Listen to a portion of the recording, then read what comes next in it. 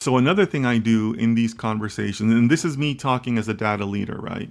So one of the things that I do is whenever I have these types of ideation meetings, to show you that I'm serious about, open thought, no idea is a bad idea, no statement is stupid.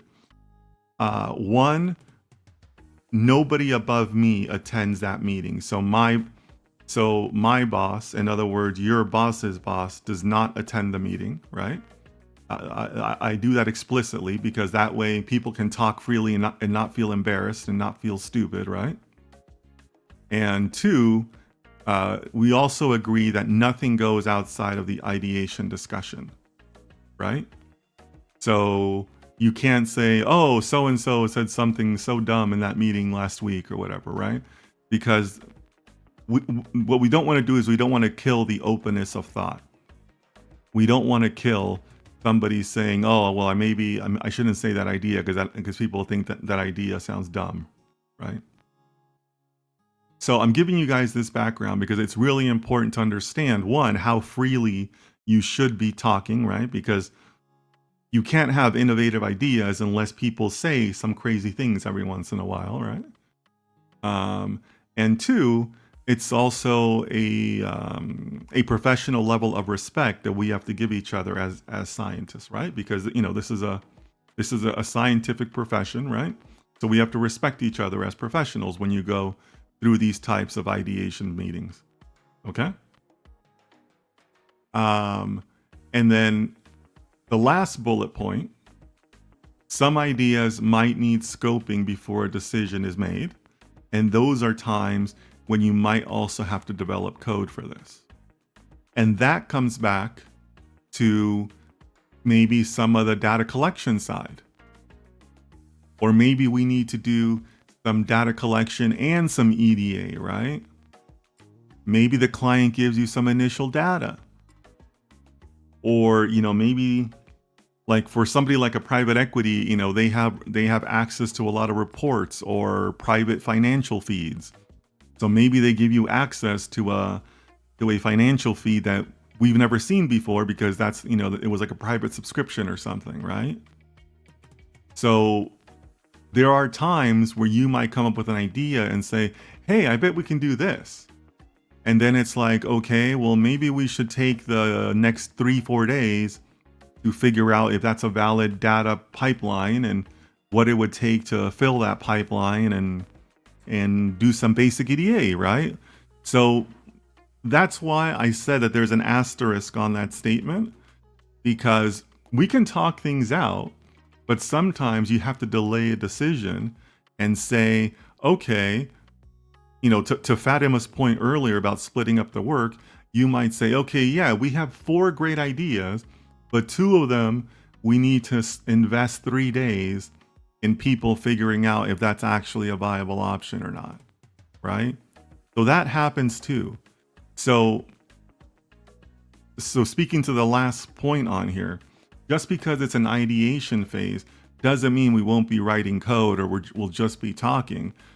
We will have to explore some things out. It's just a matter of talking it through and saying, okay, yeah, that makes sense, but let's do a little bit of research. Let's do a little bit of due diligence, right?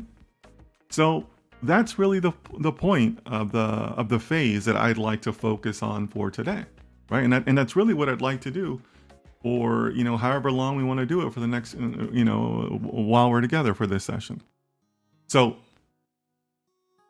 that's the setup. This is us. We're a unified data science team, right? I'm playing the role of chief data scientist. All of you in the chat are the staff scientists. And I'm asking you guys, okay, guys, we met with this company. We won a contract. We want to do some alpha farming, right? Right now, I'm open to ideas. We're opening the discussion to people who want to come up with different ideas for how we can achieve this, right? And sometimes when I kick off this meeting, I might give you additional guidance, right? So the additional guidance that I will give to you, because I know some people maybe didn't attend the first session, is that when we're talking about alpha farming, when we're talking about private equity or hedge funds, those firms, those efforts can basically look to invest in a large number of things, right? They can invest in a lot of different stocks or commodities or really whatever they want, right? So that's really kind of like the only guidance I would give at this point, where try not to focus on one item, because the benefit is more about the unlimited width of investments that companies like these can make, right? So keep that in mind. But let's start putting some ideas in the chat. Let's hear them. What do you guys think? How are we going to fulfill this alpha farming, right? And we're going to talk things back and forth. If you see something in the chat that you want to comment on, go ahead, right? We're promising each other to be professionals, to not take things personally, to not attack people. But let's start hearing some ideas, right? Would love to hear them, guys. Start typing away.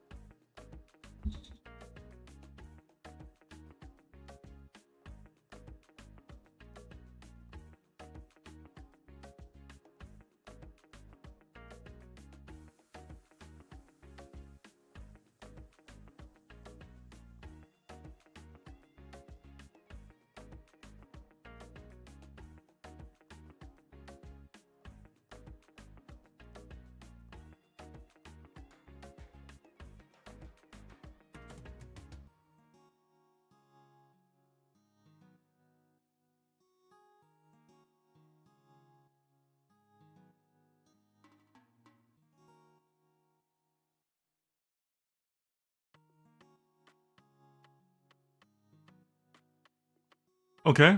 So Manoj, thank you for stepping up. Manoj is volunteering efficient frontier technique.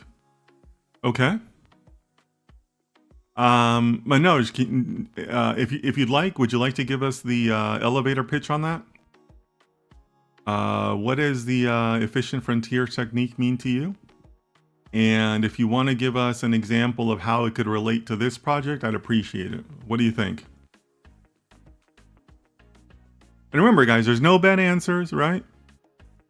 It all stays within the team room, right? But, that might be something where I ask. I'm asking, not just for my benefit, but for the benefit of everybody else on the team, right? Or maybe it's like a groundbreaking white paper or something else. But while Manoj thinks about that, does anybody else want to throw out any other ideas for what we can do?